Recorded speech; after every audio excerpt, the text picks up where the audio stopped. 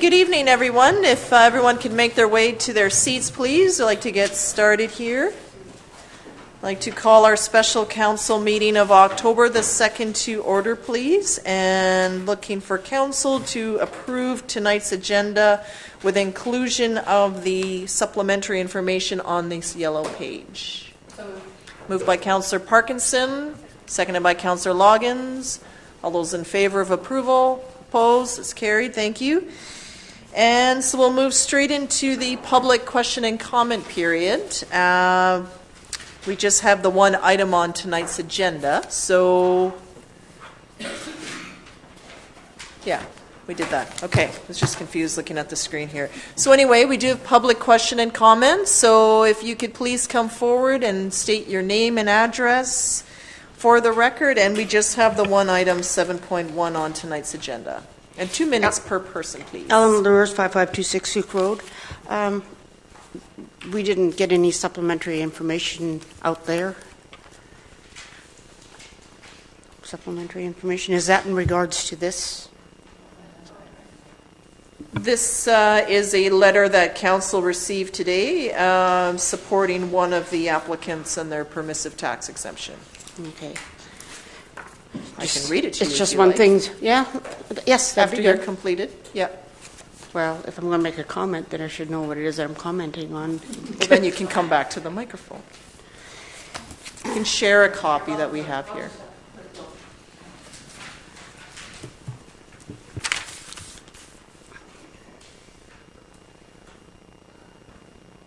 Okay. Okay. There's just one question in here. One of them. I don't know if what's necessary is, does everybody have to say what the values of their properties are as well? I forget which one it was now, but that didn't put their property down as for their finance. But is that part of what's required for the tax exemption when you're going through the finance sheets? I'm sorry, I don't understand the question. Okay, for your tax exemptions, everybody's filled in forms. Okay. What their deposits are, what their on their application forms. On their application form. Okay. One, possibly two, because I couldn't find, didn't put the value of their property. Is that a requirement? I'm just asking. Okay, I'll ask staff to answer that. Through the chair, we of course have access to the information once we get the application. We figure out what the tax impact would be, and the tax impact has to then go into the bylaw. So we of course use their assessed value to figure out the tax impact of the exemption, but all that's required into the bylaw is the tax impact. Oh, so the tax impact is what's required, not the value of their property, and because some of them have put the value of their property as an asset, not like say, so you have restaurant equipment or you have furniture, those are values or assets, and then some have put in the assets of their property. And some haven't, so I was just curious to know if that was a requirement. What I'm hearing is because it's permissive and it's dealing just with property taxes, which is based on BC assessment information, then that would be all that we would be looking for, and then staff can verify this information through our own records as the applications are received. Okay, but it's not public information then? Well, or does council know? Oh, no, because I guess it lists which ones. Yeah, well, right. anyone can go online and look up any value of any assessed value. Okay, thank you. That's all publicly available.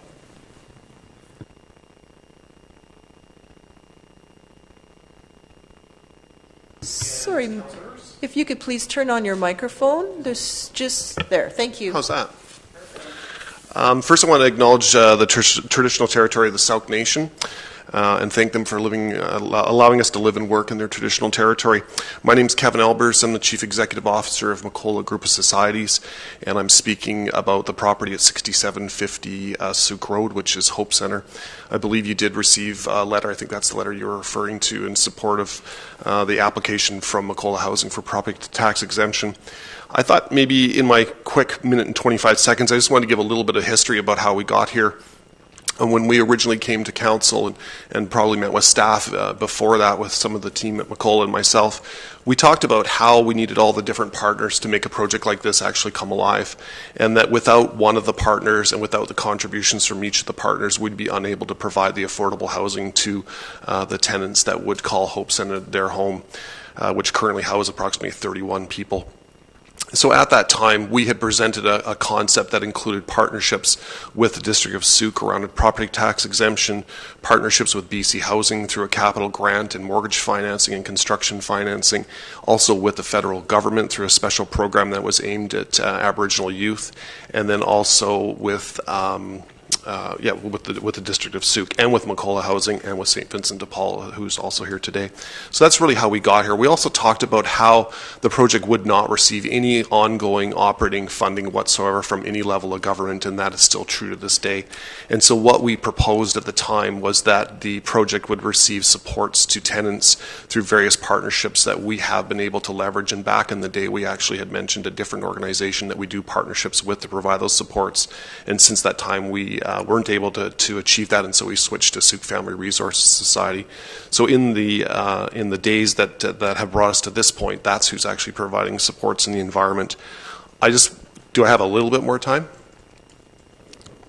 I think what we can do, because council may have specific questions in regards to this application. I know that they did when we met on this item previously. Yes. So it may be best that once we get to your particular property on the agenda, if council has outstanding items to ask, then we could have you address them rather than you having to make comments and maybe not answering what particular questions council may have at the time. Since the last meeting, I have met with some representatives from the McCullough Housing, so if those questions do come forward, I can share sort of what I've learned about the project to council, but if that is not satisfactory to council, we'll just have you back in the microphone. Yeah, great. Thank you for Is that agreeable to everybody here? And that way we know that we're getting the answers that we need. Well, why don't we wait till we get to that particular item on the agenda, and then we can roll through, because there's sort of a listing, we'll just sort of go down it in that order. And we can call the gentleman back up again. And we'll just stay in the comment period. Great. Thank you. Hi, my name is Angela Hudson. I'm with the Society of St. Vincent de Paul. I'm not sure if you want me to talk now or do you want me to wait until we get to the St. Vincent de Paul on the agenda, but I can do a 1 or 2 minute overview and then do the same thing as Kevin, or how do you want to do it? I think what I recall particularly with your application was to do with the yoga studio and how that's where it was understanding that the housing part is strictly McCullough, and then there's the commercial or the sort of strata part is all to do with St. Vincent. And I know that came up at council. Well, how is it that the yoga studio qualifies for the Permissive? Maybe if you spoke to that. Sure. Okay, so I have sent information to all of council, and I'm hoping that they've had an opportunity to read it, both with the Salvation Army and with the Sauk Yoga Studio and the Therapeutic Yoga Society that is part of our program. So I guess part of it is to know, I don't want to reiterate everything that was already said in the letters, so I'm hoping that everybody had an opportunity to see all the supports that are being offered at Hope Centre, both to the tenants that are in Hope Centre and to the community at large. It is not a commercial yoga studio, although obviously the lady that runs it does need to be able to pay the rent to us. And I think one of the big things from my perspective is that we charge $10 a square foot triple net, so which is really only the repairs and maintenance and insurance, because the property taxes are at a low rate. We do not compensate her for any of the courses and programs that she's offering, both to the tenants that, and I get that it's a strata and McCullough is running the housing and St. Vincent de Paul has the non-residential. But if McCullough and St. Vincent de Paul hadn't done this together, we wouldn't have a housing program in Sauk, because we still have to work together. And we do delineate between the rent and the support. But, we have to reach out to unique partners in order to run this program. I had somebody today tell me that, I told somebody that Salvation Army was in Hope Centre, and they said, oh, it's your competition. It is not competition to have the Salvation Army working with St. Vincent de Paul. I think it's amazing that we're able to, use the services that are in Sauk to to have opportunities for the tenants.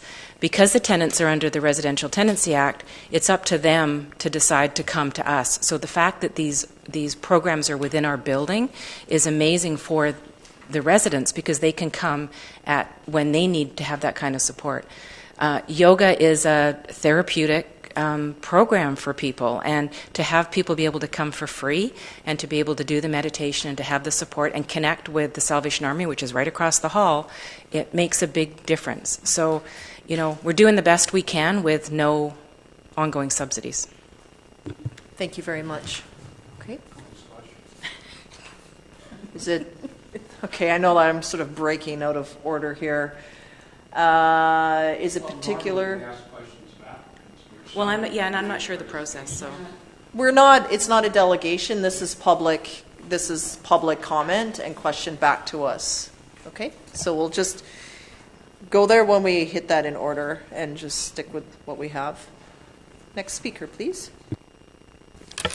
Hi, my name is Deborah Knight, 6596 Aaronwood Drive, and I would like to direct you to the letter that is included in the supplemental agenda, and it's from Kevin Albers, the Chief Executive Officer of McColl Housing, that is basically saying that in Souk they do not offer any supports, and McColl is operating solely as a landlord. The building is not supportive housing and is governed by the Residential Tenancy Act. So if there's no supportive housing in Souk, then I don't see why we should, as taxpayers, should have to support supportive housing in other communities. I've been trying to get my son in there, who meets all the criteria for supportive housing, and he's been turned down because he does not make between $24,600 and $69,360. So I'm just thinking if Souk is just supporting the other supportive housing, I don't think that's fair to our taxpayers. Thank you. Thank you, Ms. Knight. Other speakers? Hi, my name is Christine McGuinness, representing Steps to the Future Child Care Society, 1965 Glenado Road, Souk, British Columbia, B9ZOB2.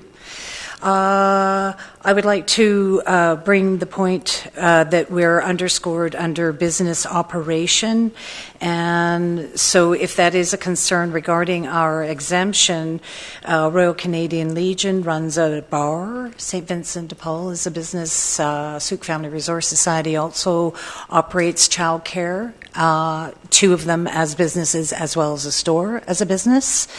Under the council policy, likely does not meet the legislation, charitable, non-profit. We've been in good standing provincially and federally, so I'm not sure where this information is coming from. We do a charitable tax return every year. We run an AGM. We have Constitution and bylaws. So, yes, we are, and that is offensive to our funders and to the governments that do some of our funding. So I would like that stricken if I can. If I'm mistaken about that, I'd like some explanation to that. And as far as the code compliance, we have done all the compliance work we've had to do for Vancouver Island Health Authority. We have done all the compliance work that the fire department has asked of us, and we have been given a year with the District of Souk to continue with our compliance work. So that's what's holding up our business license. And I would like to question, seeing that we're working with children, why we're not getting a business license and 3 marijuana dispensaries are getting business licenses when it's still not even decriminalized. Thank you.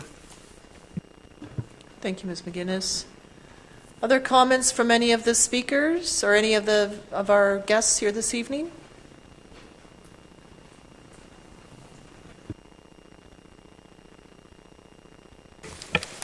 Alan Rose, 5526 Souk Road.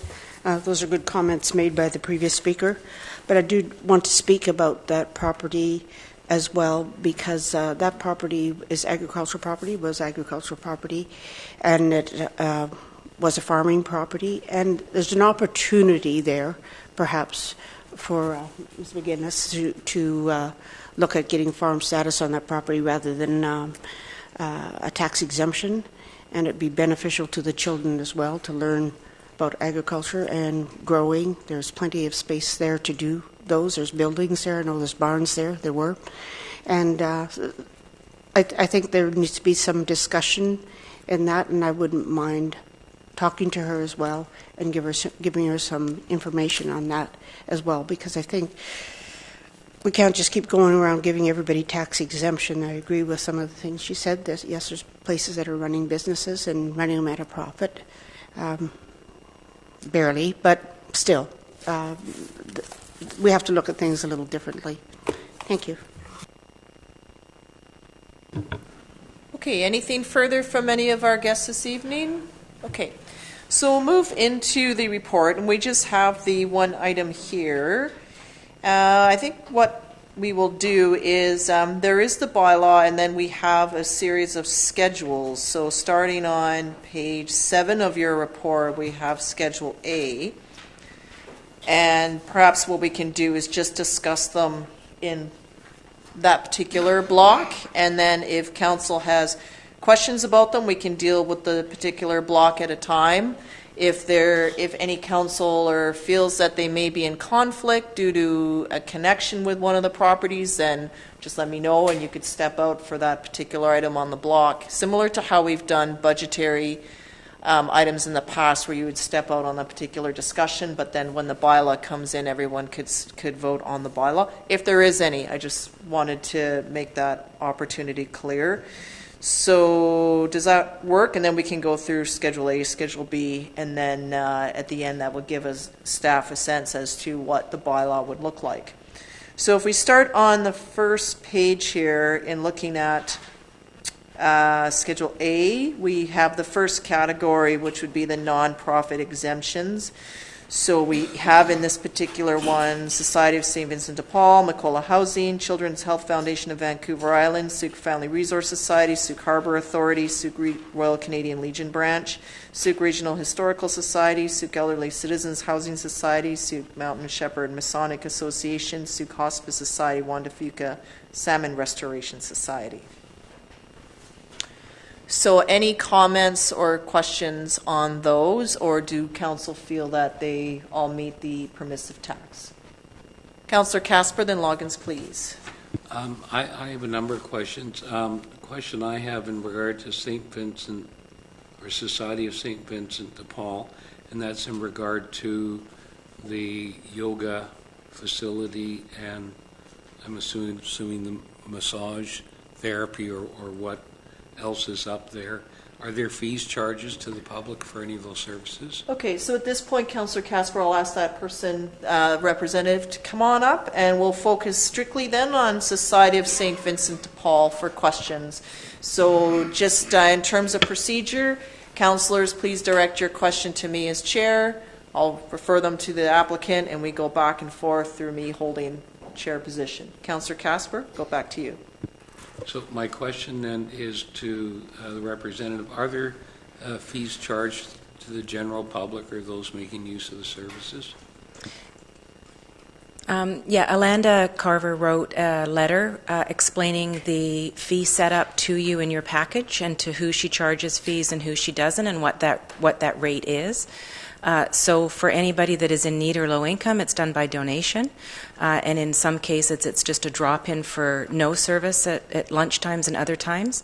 So I think she's explained it quite well in her letter to you, how she does that. So some of them are still, low end of a general rate, but there's other ones to people in need that is all done by donation.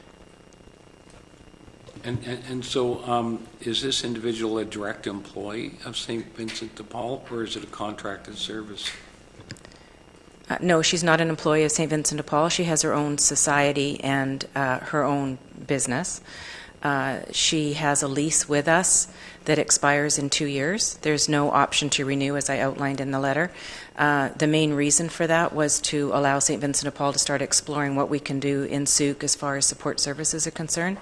So we're in the process of looking at that for that space. But no, she's not an employee of us. She has an agreement with us that she must provide support to the local community and to the tenants within Hope Centre while she's there. And that letter is on page 22, I believe, of the package. Okay? Okay, thank you very much. Is there any other questions from members of council? Oh, sorry, Councillor Loggins, I believe, then Councillor Berger. Yes, mine was not necessarily directed to the presenter we have now, but I did have another thing that I wanted to bring up. However, one thing I did want to just mention in regards to Councillor Casper's comments were that Ms. Carver, who's doing the yoga studio at this location, used to work through my work as a yoga instructor when we were contracted with VHA to provide low-income or mental health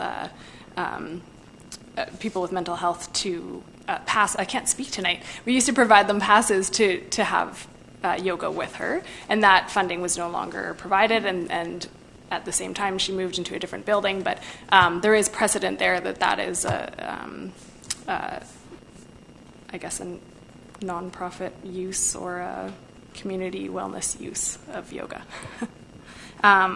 Did you want me to continue with other questions I would just or stay just for this? It's particular to Society of St. Vincent de Paul. Yeah, okay. Councillor Berger, please. Yes, thank you. Through you, my quick question is: there's 4 listed folios under St. Vincent de Paul. Are all 4 of those? I'm assuming they're separate entities, as Councillor Casper asked. And then my follow-up question is: are they all 4 of them nonprofit societies? So the 4 folios, one of them is our thrift store on the main floor, where we still provide, I don't think that's up for sort of questions tonight, but we still provide goods at no cost to the community. So that's the thrift store. One of them is currently, we're partnering with the Salvation Army, and they're using that space, and they double up in another space that the yoga studio, she has 2 folio numbers, because they're across the hall from each other. But it's a big... one of them is a big open room that we all use. So the Hope Centre will use it for their tenants, we'll use it, and the Salvation Army uses it. But it's currently under a lease to the yoga studio for 2 of those folio numbers.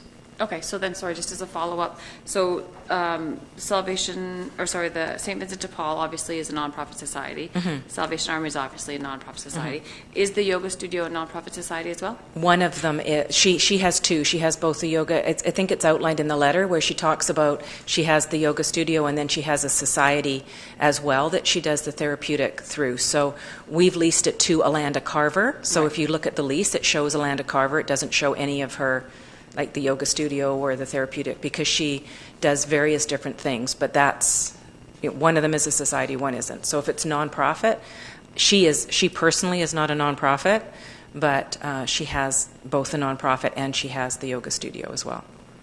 They're using that space. Okay. The lease is with her personally. The lease is not with a business. Right, and then, so sorry, just as a follow-up through you, in reading what our sort of rules are as far as permissive tax exemption, part of it is that each entity be a nonprofit. So that's where I just wanted clarification as to, are each contractor holding their own nonprofit society? So the yoga studio technically is not a nonprofit society, and the other 2 are. Yeah, and I think that's where, because we're the owner of the property, we're the nonprofit. So the exemption's not going to the tenant. The exemption's going to St. Vincent de Paul to continue to provide support, and we do it by partnerships. So we're partnering with the yoga studio, we partner with Salvation Army, we partner with Macola, and between all of us, we're hoping to have a really good culture within the building as we move forward. So that's kind of how we're doing it. There's 2 years left on the lease. If you grant a tax exemption for, I'm not sure if we're on 10 or 3 or 4 at this point, years, that will far be in excess of what the time frame is we're committed to Alanda. Councillor Loggins has a follow, or sorry, Councillor Berger, you're good? Okay, Councillor Loggins, go ahead, please. There is another organization on here that does something similar, and that would be the Children's Health Foundation of Vancouver Island, which is renting out Wadham's Way. And that's, if you're familiar with it, of course, where the CASA building is. Now, that houses the Souk Family Resource Society, but you'll notice that SFRS is not applying for that. That is because they're not the owner of the building. So I think that's where this applicant is representing the Society of St. Vincent de Paul, and they're operating that building. And then the organizations within are nonprofits that work with them, or not, but all spaces, all of those 4 spaces are used by the nonprofits that occupy the building. Well, which is why it's 100%. Yeah, and another thing that we do there is we offer free income tax services during the income tax time, and we have people who are accountants who have businesses, but they come in there and offer free income tax, and we do the processing there, and we use those spaces at the same time. So we all kind of use the space. It's just that it's leased to Alanda for hers as a precedent, like to take priority during the regular course of business. And there's a calendar, and everybody schedules what they're doing in those rooms to allow everybody to have an overflow, if that. Okay. Councillor Parkinson. Thank you. I would just like to say that I appreciate what you and Alanda are doing for the community, and I think it's of great value in what you do. And from reading the information that we received, it is not, she's not out there to make any money for herself. It is a way for giving back to the community. So I think it's very interesting to see how you go outside of the box to create different ventures for the people who live in the building and for those who are on the outside to come in to use it as well. So I'm supportive of that. Thanks. Thanks so much. Are there any other questions for the representative of St. Vincent? Go ahead, Councillor Casper. So with all the good services that you supply elsewhere in the capital region, do all of those municipalities grant tax exemptions where you're located? This is going to be a bit of a surprise, but we get the tax exemption on every property that we own, including in Esquimalt, one that we lease on a 3-year lease from a business owner. So they grant the lease, they grant the exemption to the owner who is a business, and he grants us that as a part of the triple net. So as long as we have a 3-year lease with an option to renew, we qualify, and that's for our thrift store in Esquimalt. So yes, we get it on every location. And we're in 5 municipalities. We seem to have a building in every one at the moment. Seems like it anyway. 5 buildings. We have 13 municipalities. Well, sorry, I meant to. It just seems like lately we go to every one of the tax exemption hearings. It just seems like all I've been. We've been on a roundabout. So thank goodness we don't have it in all 13. No, not yet. Councillor Pearson, did you have a question for the representative? Thank you, Chair. Michael. Just my question, because it's coming down to these portfolios, and we've asked a lot of questions about where there's leased out space. You said that you leased that space out at $10 triple net. What's the current rate in Souk? You said that that's under market value. What's your understanding of what current market value is? Well, when we had it appraised, I'll go based on an appraisal done at the time that Hope Centre was built. It was $14 to $18 a square foot. So I don't know what it is today. We haven't had an appraisal done recently, but that's what it was at the time. Yep. Thank you. That was it. Anything else? Thank you, Ms. Hudson. Okay, if you want to take your seat. So, Council, did you want to do sort of approval of one at a time and move on to the next? Do you want to just deliberate this, Councillor Loggins? Think about it. Yeah, that was kind of my question from before was, are we doing these in each section, like the nonprofit and then the public worship and then recreation as a block, or are we wanting to do each particular one? It's up to you. Like you can, because I know that there's some questions here and there, so that's why I figured we'll just start and go down the list in order, and then you could move them all, but I just know that there may be some outstanding questions. It's really up to council. Okay, so then my follow-up question would be, because this list is the one that's really bad at talking today, everyone, I'm sorry. This list has all of the ones that staff approved and not the 2 that they did not approve. So are we going to discuss those during, after? The ones that staff did not approve? Right. Steps to the future They're and West further, Coast Adventure. they're further down on the list. To our CEO, please. Like, I'm just following the pages in order here. Yes, thank you, Your Worship. To Councillor Loggins, staff do not approve anything. We recommend to Council, and Council approves. Just wanted to say that. Thank you. So are you looking at Appendix B? I was looking at A, and I don't see them on A. Yeah, I looked at A, and then as you go on to B, then they're there, and then the order changes. Right. So I guess I'm So- just looking for clarification on where we would put them, because We would because just- I would be happy to look at Schedule A, but then I would want to include the steps to future in the nonprofit exemptions. Well, what we can do is look at Schedule A and then add those two after the West Coast Adventure College, and the Steps to Future would just follow Okay. after on the list, and we can talk about those. So, Okay. Thanks. okay. So, Councillor Casper? Through you to a question for staff.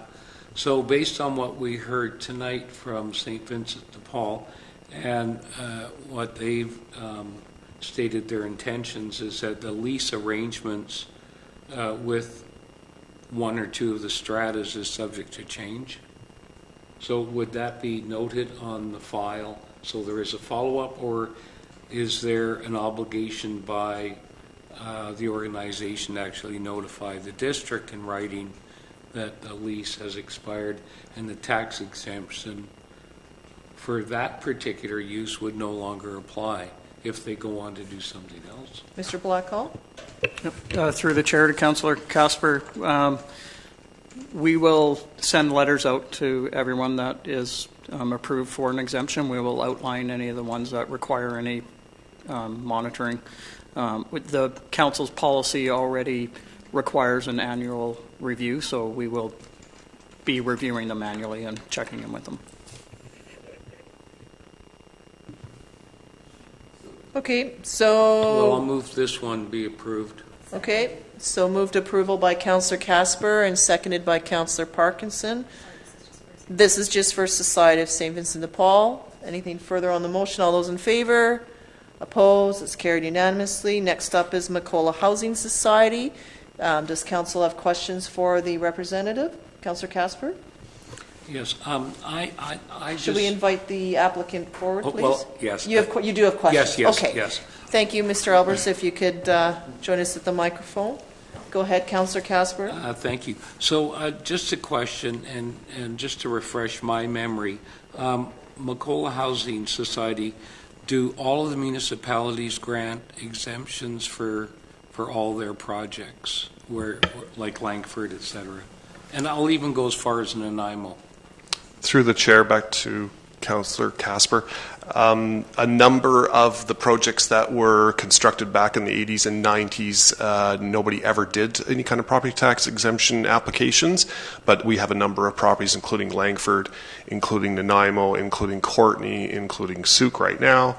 Projects we're working on in Quesnel, in Vancouver, in Burnaby, in Prince George. So it's pretty much Duncan as well. It depends. So do they all get them through you?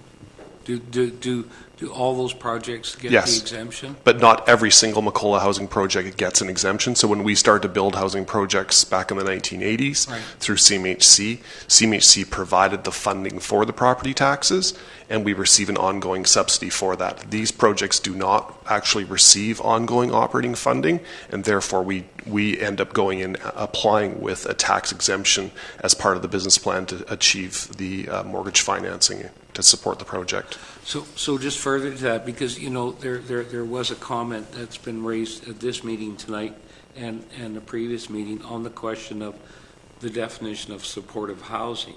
So do those other projects supply supportive housing, or do they have that provision? Souk is different? One, through the chair, back to Councillor Casper, one of the projects that I listed does, the rest of them do not. So, for instance, your closest neighbor is the city of Langford.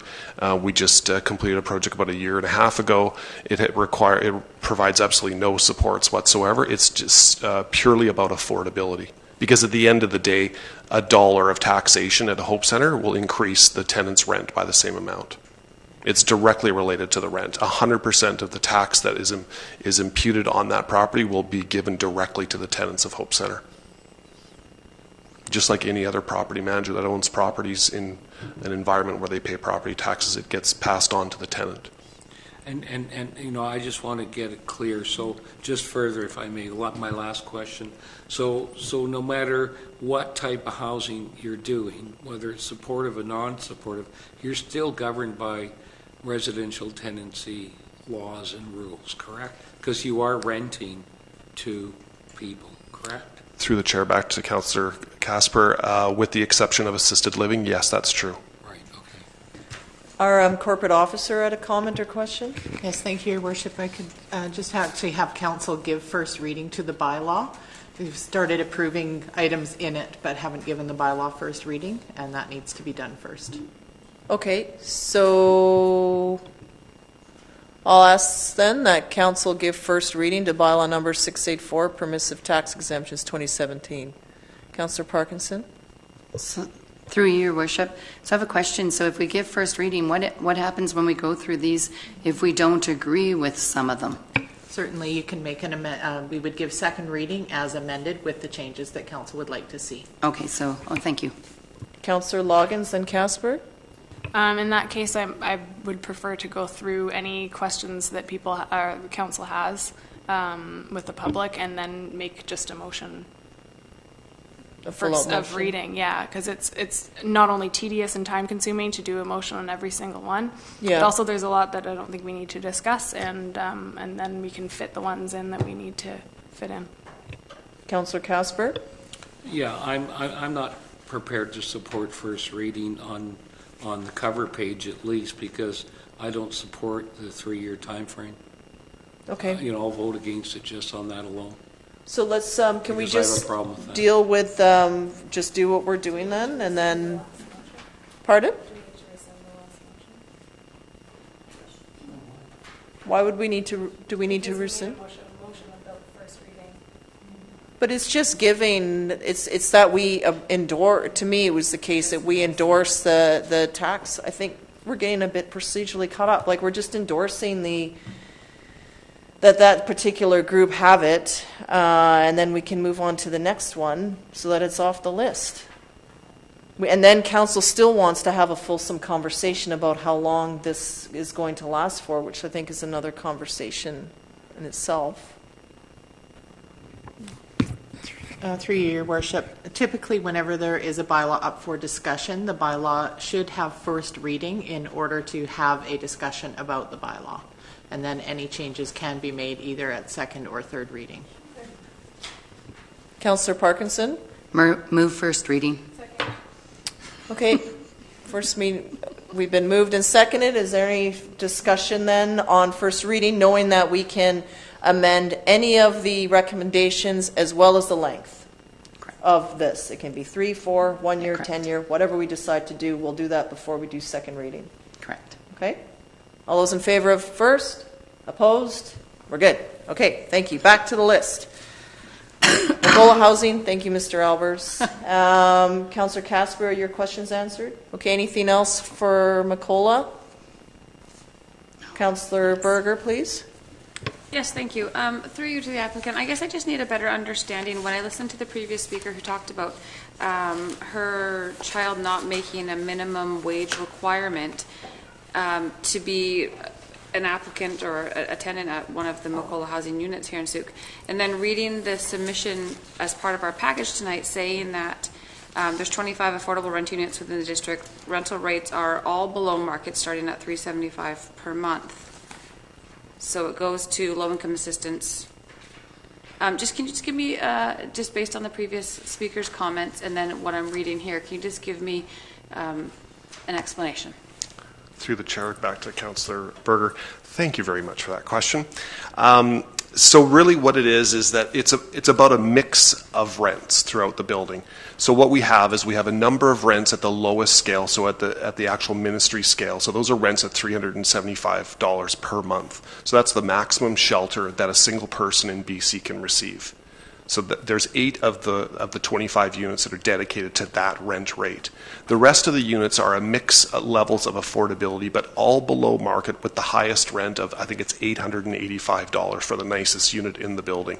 The average rent in the building is $566 across all 25 units. So the structure is about having to cross-subsidize the units that are paying the lowest rent. So you can all imagine that it's impossible to operate a housing unit of any kind for $375 per month. So in a typical affordable housing project with operating subsidy provided by some level of government, they come to the rescue for whatever the true cost is, less whatever the tenant is actually paying. So if you think about it, say that unit costs $1,000 a month to operate, including mortgage payments, if there were taxes, repairs, maintenance, all the kinds of things that you typically have to pay to operate a unit. The government would come up with the difference, the $625. In this project, we propose to this district and to the federal government and to the provincial government that because there were no operating funds through any kind of operating program at the time, and still are none to this day, we said if we could get tax exemption, if McCullough could invest cash into the deal, if we could have a partner like St. Vincent de Paul that already owned the piece of land, we can buy down the rents effectively. So moving that true operating cost of $1,000 down to an average of $566. So that's really what happens. And that's why I said earlier, the impact of property taxes on a unit are directly borne by the tenant, because there's no ability for the landlord, especially in the situation that we're in as a nonprofit, to be able to subsidize the property taxes. I'm not sure if that totally answers your question. But It does, thank you. And then I guess as a follow-up, you must have a very long wait list for your... We have 62 applicants that are on the wait list currently for Hope Center. Currently, okay, thank you. Councillor Parkinson? And so each of those that are on the wait list will fall into a different category. So some will be with the 8 rooms and some will be in different areas, right? So that will determine how many people can go in. And you have to wait for someone to leave. Yeah, through the chair, back to Councillor Parkinson. So that's maybe a part of Councillor Berger's question as well. So that when a shelter unit, the $375 unit becomes available, we have to rent it out to another shelter tenant. Correct. And so when a market unit becomes available, we can't put a shelter tenant into a market unit or a below market unit. That's the problem. We've always got to maintain that balance, because at the end of the day, we have to collect a certain amount of rent to cover the operating costs. So like I said at the beginning, it's a balancing act. Thank you. Councillor Pearson? Yes, through the chair. So thank you for your presentation and answering some of those questions. So there was a previous speaker who talked about this $24,000 minimum wage. So if you're on a waiting list and you're qualified for a $375 unit, does that apply to that, or am I missing that point in there? So I guess that's... Through the chair to Councillor Pearson. So if you're on shelter, and your rent will be $375. The only income that person has is their income assistance from the provincial government. So that wouldn't apply to that. But for people that are living in the lower end of market, the units that are above $375 and up to the $880, they're income tested for qualifying to pay the rent. So it has to be 30% of their income as an example. So if a unit becomes available and it costs $750 and they don't have sufficient revenue to pay the $750 as 30% of their rent, they wouldn't be qualified to be in that unit. Councillor Casper? Okay, so if there was a third party who was a guarantor, would that apply? Where somebody could actually guarantee your organization that the rent would be paid? Through the chair, back to Councillor Casper. There are no third parties. We only enter into tenancy agreements with the actual tenant. We do not enter tenancy agreements with minors. It's solely with the tenant that lives in the unit. And that's a part of an agreement that we have with our government and part of the adherence to the Residential Tenancy Act, as we have to because of our agreements. Councillor Parkinson? Through your worship, how do you determine who goes into the shelter units when there's 8 available? You have your list. Do you prioritize the people that are on the list of most needy, or like for the criteria to go into there? Through the chair, back to Councillor Parkinson. It's about need, it's about priority, it's about scoring, it's about making sure that the tenant is a good mix with the rest of the tenants. We do some levels of reference checks on tenants to make sure that we're not in any way putting our other tenants' safety at risk. So again, it's an examination of the applicant and an examination of the applicant's information and references that verify that they're going to be a safe tenant in Hope Centre. Any other comments or questions from members of council? I had shared earlier that I met with some residents from Macola Housing, and just a couple of extra points that they had made. We talked about the third of the units. There's only 24, so that makes, that's why there's only 8. And people say, why, obviously we have more work to do as municipality if we want to increase that particular stock. The high rent being the $880 is a 4th floor, 1-bedroom suite with a water view. So I think, but still in Souk, $880 is an affordable rent for a 1-bedroom now. Many between the $595, $620, $716 rate. And there is a full caretaker that lives in one of those units in a bachelor unit that resides on site, not as a support per se, but to look after the building, common area cleanup, that sort of thing. They actually is a caretaker for the building. And when we talked about the supports, we learned in our previous meeting that there was the partnership with the Salvation Army, and that's where we understand from the St. Vincent conversation the sharing of that particular strata unit space. So they are mixed together, but there was some concern raised that when council had approved this project initially and waived fees and the like, did the project go in a different direction? But from what I hear, it's continued on the same course that it has. With the thrift store performing well, and then the others, and it's continuing on as to what the intent was when council first raised that. There is always, of course, concerns that any sort of funding that comes from senior levels may disappear, but I don't know if you're receiving any ongoing operating supports.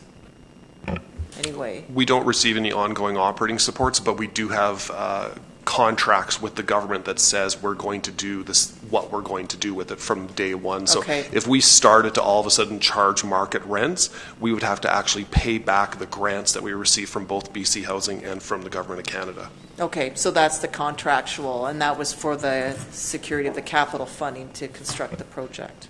Okay, great. Thank you, Mr. Albers. Council, just turning back to you then as we go through this sequence. Councillor Parkinson. I would like to say I move Macola Housing Society. Is there a seconder? Seconded by Councillor Casper, I believe. Any further discussion on the motion? All those in favor? Opposed? And that's carried unanimously as well. Okay. So next off, we have a number of other ones that we haven't really had queries from at the previous meeting.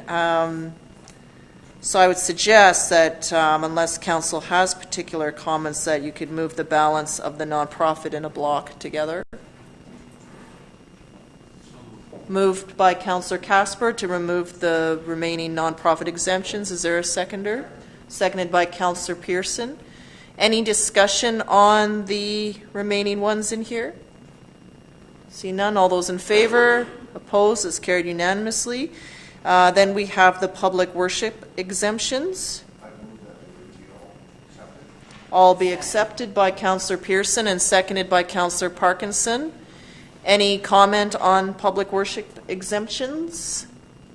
See none. All those in favor? Opposed? That's carried unanimously.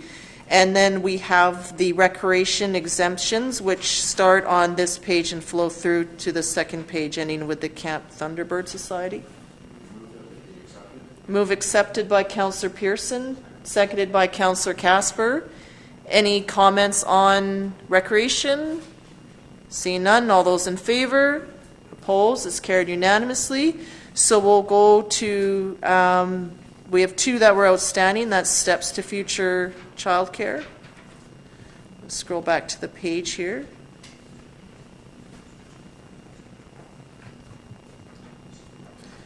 That one was noted on page 4 of the report.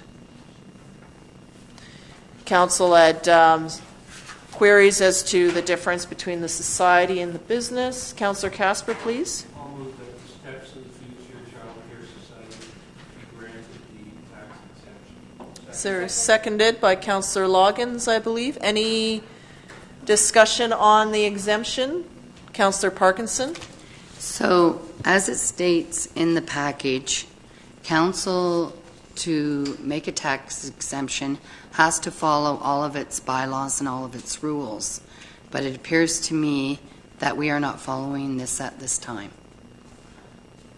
Your Worship. Okay, Councillor Loggins. And that is true.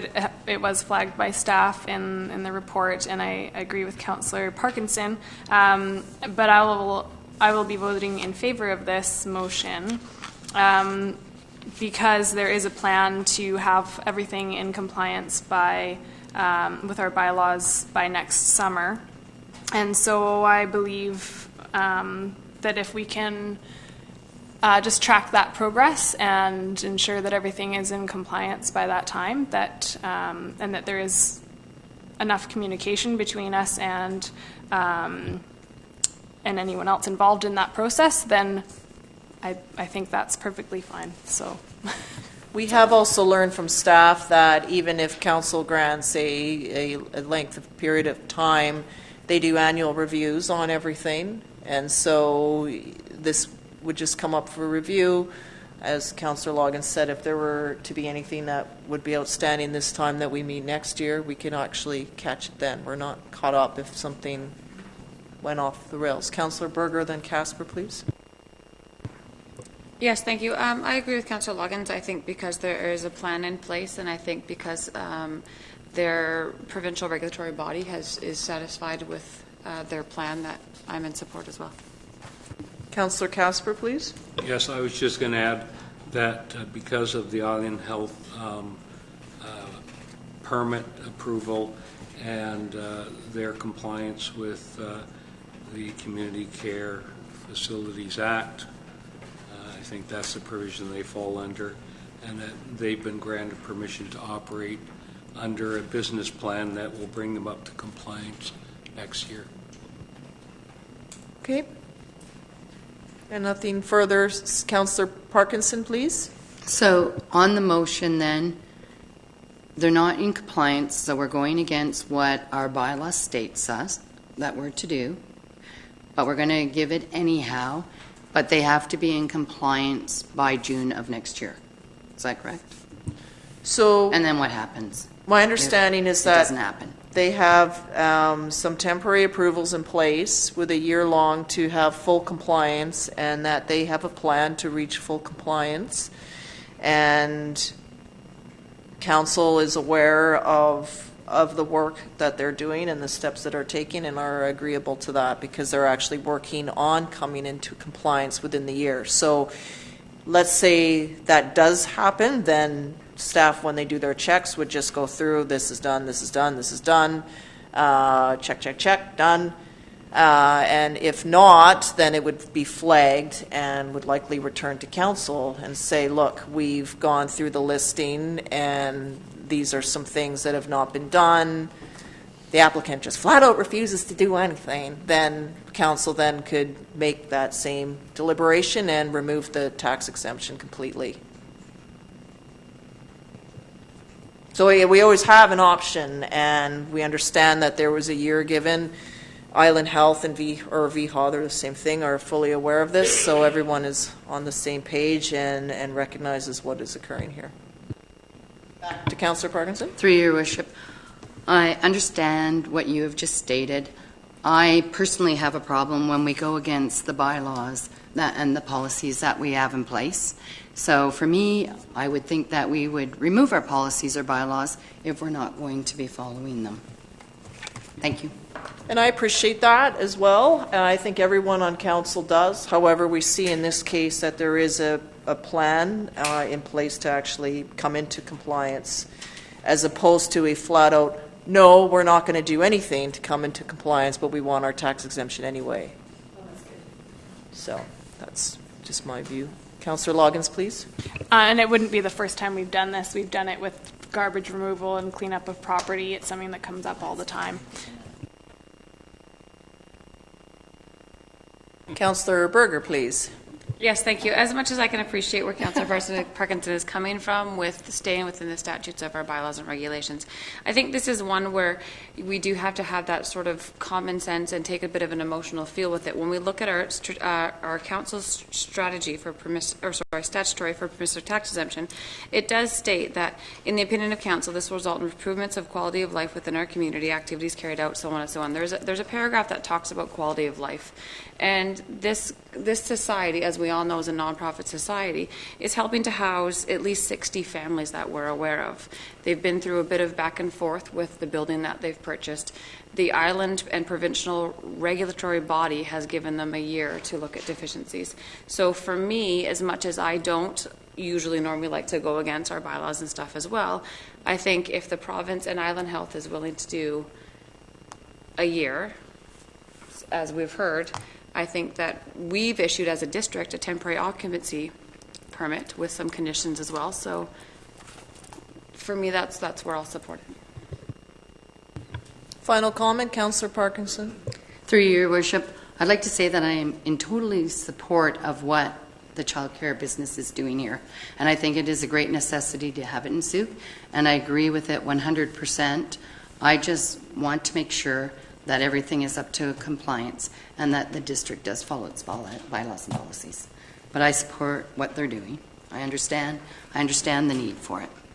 Thank you. I think our staff will keep us fully in order as they have, which is why this report has come forward anyway, because they want to be sure that council is adhering to everything. So I think given that, and just council itself, who is very just lost my train of thought. I have confidence in what's being done by all those around the table, and that would be council, staff, and the applicant together. I'll leave it at that. Okay, calling the question. All those in favor?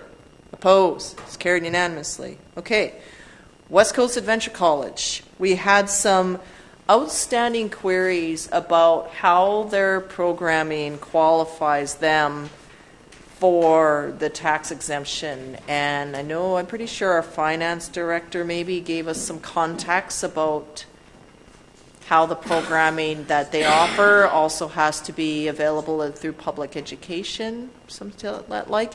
So since we had this discussion, has there been more information provided on how they would qualify? I'm not seeing any. Yes, Your Worship. We did contact the Assessment Authority and also the ministry contact that we deal with from local government. Sorry, Mr. Blackhall. Excuse me. If you're having could you please just take your conversation down the stairs, please? Thank you. Yes, thanks again. And they both couldn't see that it could be supported just based on what they understood of the nature of the business. And the Assessment Authority did add some more criteria that they would want to see that the applicant would have in place, and we haven't seen that to date. So at this point, we're not any further on whether, to us, it's still that it doesn't meet the requirements of the legislation. There first has to be a statutory exemption on the property, and then council can consider a permissive exemption for land surrounding the property. But there first needs to be that statutory exemption, and there are ways the applicant can go about getting that done, and so far that hasn't been done. So even though the college has they're an accredited college, that doesn't make any difference at all with it's the Ministry of Education? Yeah, I think our corporate officer had been in contact with the applicant, so I think I'd like our corporate officer to add some comment. Okay, thank you. Thank you, Your Worship. Yes, in order to qualify under 220 for the statutory exemption, the institution needs to give children instruction as accepted as equivalent to that given in a public school. And in order to be eligible for the exemption as a college, they must qualify under the College and Institution Act, which requires them to get an order in council. The applicant was advised of that and that their application was incomplete as they had not provided their financial information, and we did not receive either of those by the meeting time today. So at this time, they would not be eligible. Okay, to our CAO, please. Thank you to our corporate officer and through to our worship. I have been in contact with the applicant. The order in council is in the works. The request has been made to the ministry. I think perhaps our Director of Finance might want to explain what a statutory exemption is, because I'm not sure everyone around that table understands that. So over to the Director of Finance. Yes. So statutory exemption is under Section 220 of the Charter, and that exists by the nature of the organization, and then the assessment authority, it usually puts it into a class that it's exempt by that nature. So in this case, you would see other private schools such as St. Michael's and St. Margaret's, those kind already have that statutory exemption on file. Then council can consider giving an additional exemption, the permissive exemption, if first that statutory exemption is on file. So statutory council doesn't need to be involved at all. It's just there by legislation. So. If I may, thank you to our Director of Finance, through your worship to council. I think this one might be one where further actions required by the applicant, but I can certainly tell you that the OIC is in progress. The request has been made. Meeting with the minister and the applicant should happen. And so if I can ask council to put kind of a placeholder on this application to allow him a little bit more time to get that work done. And we'll put them on notice that the works need to be done by a certain date, then certainly I can have a conversation with the applicant. Councillor Casper, then Parkinson. So is it not possible, though, because there would be a provincial order in council, that if the authority was granted, if they were taxed this year, then they could actually apply for a refund for the taxes, correct? Yes, through your worship to Councillor Casper, they could apply for a supplemental adjustment. That's correct. Would that application come to the district or to the province? Your worship, the application, the applicant applies to the assessment authority, okay, and then we find out about it and adjust their taxes. I see. Okay. Any follow-up? Well, then there's no need for us to take any further action because it could happen by default anyway, from a senior level government. That's what I hear. Councillor Clarity, Councillor. Sorry, yeah. Mr. Black. Through your worship to Councillor Casper, the statutory exemption would happen, but the permissive exemption would still need to be done by council. And there's also the issue of, this one's a little complicated because the statutory exemption would only be for a portion of the building and the land. Yeah, land being, I guess it could be the foreshore property as well. But the building, of course, is used for, I think, 3 different purposes. Okay, Councillor Parkinson, then Berger. Through your worship. So do we put the school onto the exemption for the taxes now? Or do we wait? Like, what happens with that? What I heard from our CAO is that she's asking it to go on the list and treat it as a work in progress. But that would be up to council. What Councillor Casper raised is that through the provincial application, it would end up working itself out anyway. So if they were taxed, then they had that order completed, then they would have the adjustment made and be refunded. Is that correct, Councillor Casper? That was, yeah, okay. Follow up? Follow up, yep. So When was this applied for, and how long normally does something like this take? Our bylaw has, our policy has to be, bylaw has to be approved by the end of the month. So do we wait until later in the month to do it, or I'm not sure what we should do with it. Through your worship, sorry, my microphone was on. I would like our corporate officer to answer that because there is a timing issue involved. Yeah, so if council wanted to, we could give the applicant until Friday to produce those documents and their financial statements that's required for the application. The bylaw would have to be in its final form for the meeting on Tuesday, October 10th. And it has to have third reading, as the advertisement has to go in the paper that week to meet the requirements to file the bylaw with BC Assessment Authority by October 31st. Councillor Berger, then Loggins. I believe my question's sort of been answered. I just want a clarification from what I was hearing from Mr. Blackhall, was that in the way my mind processed what you were saying was that we had to have the order done first before we could do anything with the permissive tax exemption. So I just wanted to make sure that we were operating within how we were supposed to operate. But that's good. Thank you. Councillor Loggins. Thank you.